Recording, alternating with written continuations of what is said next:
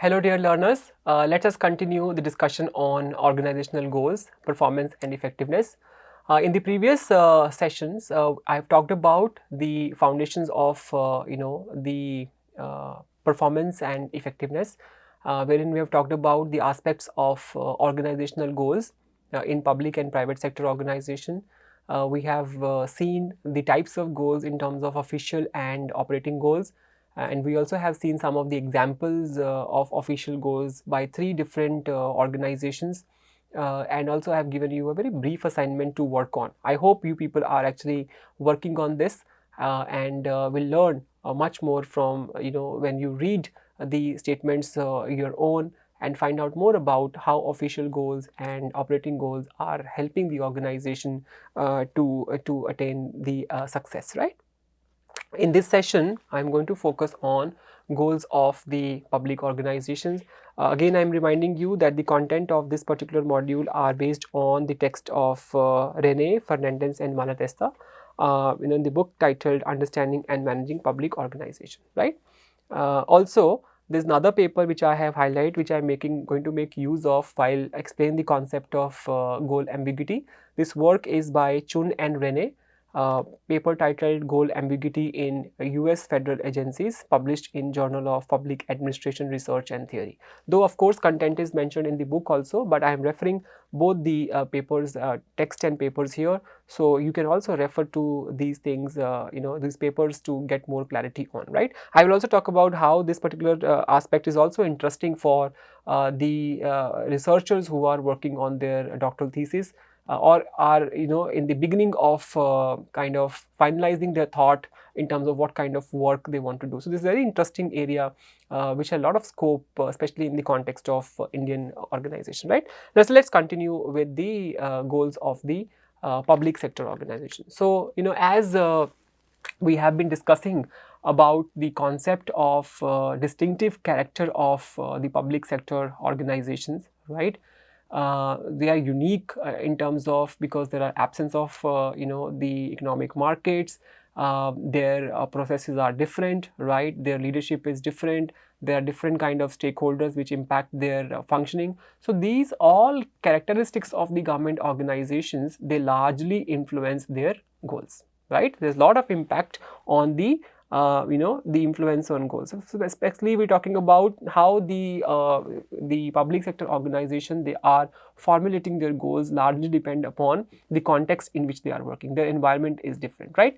So as the text mentioned, if you look at especially in the government and public sector organization, the legislative branch, if you look at, they provide very broad missions to the public sector organizations. Government receive very broad missions or mandates from the legislative branch. Why do you think this is the case? Why legislative branch gives the broad missions, very vague the mandates to the government sector organization, right? One of the reason that the text mentioned is that these broad missions, they allows more flexibility to public agencies in terms of devising their own clarifying the rules and regulations and bring more flexibility how they would like to pursue their missions. So there are a lot of flexibility being given to the public agencies. Another reason that they mentioned is that sometime the legislative branch might not be having that kind of expertise to broadly and to give very specific directions to the particular agencies with respect to their missions and the goals. So sometimes the lack of professional or technical expertise which is with the legislative branch is is not available. So they just assign the broad missions to the agencies, so that they continue to work on their plans and how they would want to carry on their operations, but largely they have to be aligned with the broad mandates and missions which are assigned to these organizations, right? Let us look at an example. In India, the National Green Tribunal has legislative mandates under NGT Act 2010 for the protection and conservation of the environment, right? If you go to this website mentioned on the reference number 2 here, you will see that you will see a general mandate given to this particular organization. But National Green Tribunal, with their expertise, they will also have their own way where they talk about how the operations are to be done, how to handle the various situations and cases in that context. So this is one of the example. There could be many other examples also, but I'm talking about an example from the Indian context of the National Green Tribunal in terms of they receiving broad legislative mandates under the Act, NGT Act 2010 for the protection and conservation of the environment. Now, what is the role of the legislative branch? Role of legislative branch here is to only provide the broad mandates for the public sector organization. What is the role of the public agency in this case? They will then write down, or they will all design their own details in regulations, right? That's what is the role of legislative branch and role of the agency therein, right? So in case of, just to kind of summarize here what we have done here, that the characteristics of the government organizations, they largely influence their goals, right? Because they have multiple stakeholders and their contextual setting is different. So because of this, they will have to follow what the context has created a situation for them. So in this case, we say that legislative branch will only assign the broad missions to these organizations, right? So that is why they need to follow their own guidelines. They have to make their own guidelines to then follow these mandates, and there is a role of legislative branch and there is also a role of agency.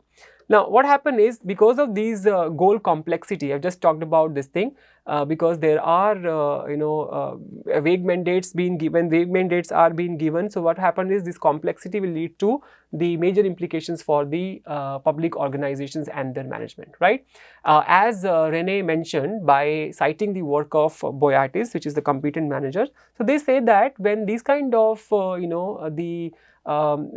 things are there, the public managers often lack strong action alignment with the organizational goals, because there are no performance indicators. Reason is, there are no performance indicators, there are no clear goals. So what happened is, it leads to a lot of confusion, because there is absence of the clear-cut indicators of performance. For example, in case of private sector organization, they will always have a lot of profit information, in terms of the sales or the return on investment. A lot of other indicators are available, but in public sector organization, because these performance indicators are not there, so these public managers often they have shown the alignment with the organizational goals as far as their performance is concerned is very, very weak, right? And also it led to the performance evaluation. So because there are no clear-cut performance indicators, we don't have the clear-cut performance indicators in terms of outcomes. So what happened is, this situation then led to the performance evaluation, which is completely based on organizations' adherence to compliance with procedures and rules, which in terms of Lin is a term called as inevitable bureaucracy.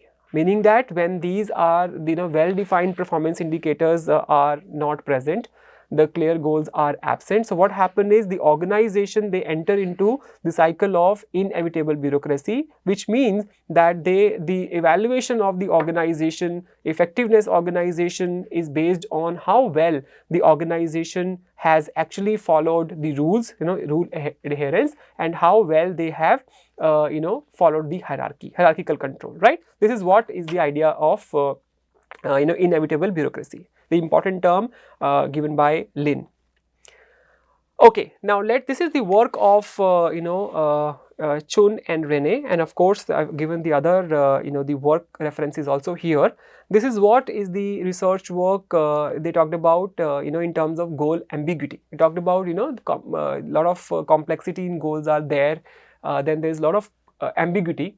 So according to the authors, the goal ambiguity in organizations, it refers to the extent to which the goals are open to multiple interpretations. So it's basically because when the goals are not very clear, So multiple people, they interpret the goals in their own way. So it means that when the goals can be interpreted in different way, so one can say that there's a lot of goal ambiguity. There's a lot of ambiguity in the goals, right? This is because the government organization goals are often vague, they are conflicting, and of course they require much more clarification, right? So how to measure the clarity and ambiguity in the goals? That's what is the work which I am going to refer to here. Chun and Rene, and of course the text also mentioned that, right? First of all, how goal ambiguity has been defined.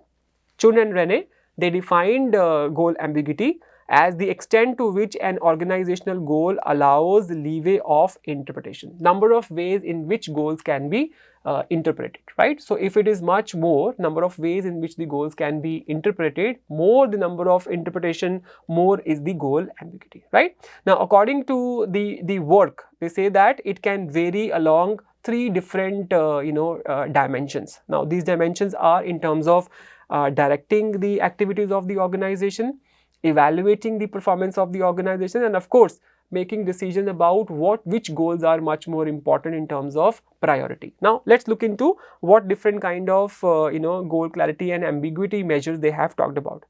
First, they have talked about the directive goal ambiguity, right? Directive goal ambiguity is the degree of flexibility in interpreting an organization mission or formal objectives when translating them into actionable directives to achieve the mission. So you remember we talked about the broad missions given to the agencies by the legislative branch, and then the agency will then write down their own rules and regulations, right? Now this particular measurement of the evaluative goal, evaluating this directive goal ambiguity, how we'll be evaluating is by rules to law ratio as cited in Rene Fernandez and Malatesta's text, is rules to law ratio. What is this ratio means? This ratio is basically agency's administrative rules page to the pages of legislation governing that particular agency. For example, how many rules are written by, spelled out by the agency, and how many pages of the legislation are applicable to that particular agency, right? Now they say that what does it mean? How this rules to law ratio is to be interpreted? They say that when this particular ratio is higher, meaning that the rules are higher than the applicability of the laws or to that particular agency, it means there is a higher directive goal ambiguity. What does the higher ratio indicate? Higher the rules to law ratio, higher is the directive goal ambiguity. This is the first the measure of directive goal ambiguity that they have talked about, right? Second is about evaluative goal ambiguity. That's also the work of Rene and colleagues. Now, when we talk about the evaluative goal ambiguity, it is to do with the performance evaluation. Now, first of all, what is to be done? The mission of the organization is to be expressed in terms of performance indicators. Now, 2 different kind of indicators can be there, objective or subjective. Whether the performance indicators can be expressed from the mission in terms of targets which are measurable and objective in nature, which are outcome focused, or targets which are more subjective in nature, target focus on workload rather than outcome. So in first case, idea is objective. In second, it is more of a subjective thing, right? Now what happened is, after this is done, after the missions are expressed into in terms of performance indicators, the author mentioned that the raters will rate the goal statements of the organization as objective and subjective, right? Now how to evaluate the evaluative goal ambiguity? So it says that a higher percentage of subjective indicators show greater ambiguity. For example, if in percentages, subjective performance indicators are much more in comparison to the objective indicators, the author mentioned that the higher percentage of the subjective indicators show the greater ambiguity in the goals of the organization, right? This is the second the aspect of evaluative goal ambiguity, right? Okay, third, priority goal ambiguity. This particularly refers to uncertainty or lack of clarity in prioritizing among multiple organizational goals. So for example, if you look at the public sector organization, you'll see that they will have a lot of goals that they have to achieve because of multiple stakeholders, multiple parties influencing the goal formulation and so on and so forth. So when there are a lot of the goals are to be achieved, which one is to prioritize, there is no clarity. So what happen is the absence of clear order of importance, right, in terms of which goals will get much more importance among the organization goals, allows for differing interpretation of their relative significance, because people will have different value being attached to or priority being attached to different kind of goals, right. Now how it is being assessed, how one can assess the evaluation of presence, the particular priority goal ambiguity, arrangement of multiple goals, long term versus short term, and performance targets quarterly, biannual or annual. So depending upon that, it can be assessed. Number of more multiple goals, meaning priority goal ambiguity would be high, right. So this is where the three important the ambiguity aspects been talked about in the research of as I mentioned on the references here. One is directive goal ambiguity, evaluative goal ambiguity, and the priority goal ambiguity, right. So now the authors also talked about that this particular ambiguity aspects concept that we have related just here, they also have some kind of antecedents, like what leads to this kind of ambiguity, what is that which leads to the ambiguity among the goals there, relationship of these goal ambiguity measures with the various antecedents. So various research studies, as mentioned in the text of Rene, they have talked about these many indicators. I have not included other references, but I am again citing the work of Rene here to just highlight the work being given in the text there. So these are some of the indicators that they have talked about as antecedents and their relation to the various goal ambiguity measures. So first one is type of policy responsibility: regulatory, non-regulatory, hybrid, and regulatory agencies. For example, in terms of regulatory agency, we'll say that because I will mention that regulatory agency, we talked about the example of NGT in India's case, broad mandates being given to them, and then they will come up with their own regulations, which means that they will have more directive goal ambiguity or evaluative goal ambiguity, but lesser priority goal ambiguity, right. Then in terms of the complexity of policy problem, in that way again directive goal ambiguity will be higher and evaluative goal ambiguity will be higher. Financial publicness, if you look at financial publicness, means that because the public sector organizations, they are funded from the government, so the amount of funds that you budget that you get from the government, more the funding that you get, more is the financial publicness, as the authors mentioned. So more the financial public ness, it will lead to increase in the directive goal ambiguity, evaluative goal ambiguity, but say that they say that also PGA is also positively related to financial publicness, but in comparison to directive goal ambiguity and evaluative goal ambiguity, priority goal ambiguity is less. The reason they mentioned is that financial publicness doesn't add to the multiplicity of the goals. So maybe this is the reason that in comparison to the other two goal ambiguity measure, PGA is lesser positively attached to the publicness rather than directive goal ambiguity and the evaluative goal ambiguity, right. Another is political salience. Political salience is amount of attention the public agency is receiving from the political authority, right. The government agencies, how much attention they are receiving from the political authority. So in that case, what happen is priority goal ambiguity will be higher. Also in terms of competing demands of the constituencies, because of multiple stakeholders, citizens, interest groups, the media and the public authority, public agencies will have to meet the demands of the constituencies. In this case, they also will have multiple goals and hence the priority goal ambiguity in this case, right. Now what I am trying to tell you here is, this is very interesting work which I see a lot of scope, to be tested in the Indian organization.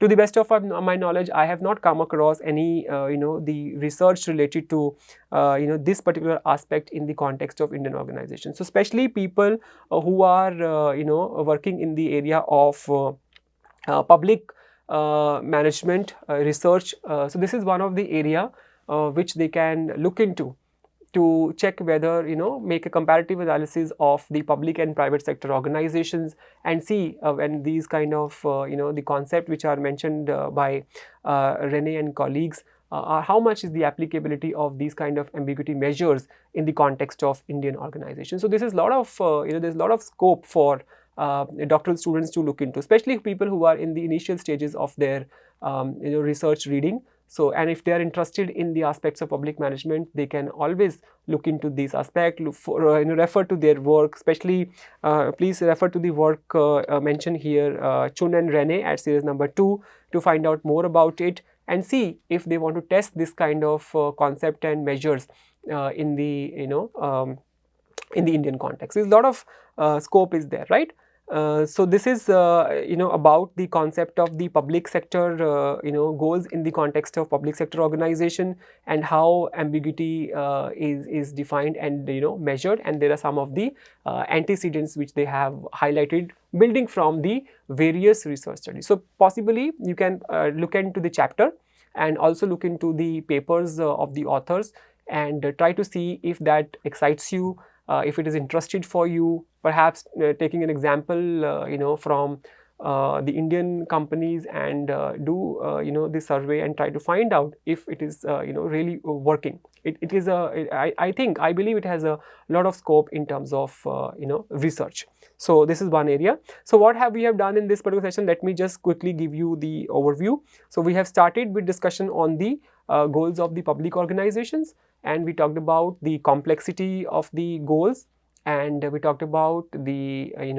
the allotment of the broad missions and mandates by the legislative branch to the public sector organizations, and then they have to come up with their own rules and regulations, spell out their own guidelines or I'll say directives to work on. And then I have made use of the article by Rene and colleagues and others to work on to discuss about their research work on understanding and evaluating goal ambiguity and clarity. And we discussed about 3 different kind of ambiguity measures: directive goal ambiguity, evaluative goal ambiguity, and priority goal ambiguity. I've just briefly mentioned you the meanings of this thing because it's a very basic thing that we are doing it.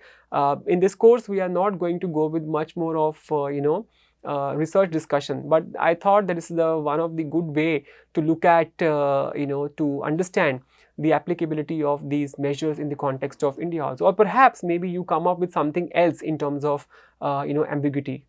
So, you can always add to the work, right? So, directive goal ambiguity, evaluative goal ambiguity, and priority goal ambiguity, and in the end we have seen some of the antecedents which the authors have mentioned that lead to the goal ambiguity measures, in terms of increase or how they are related, whether more or less, right? So, I will stop here.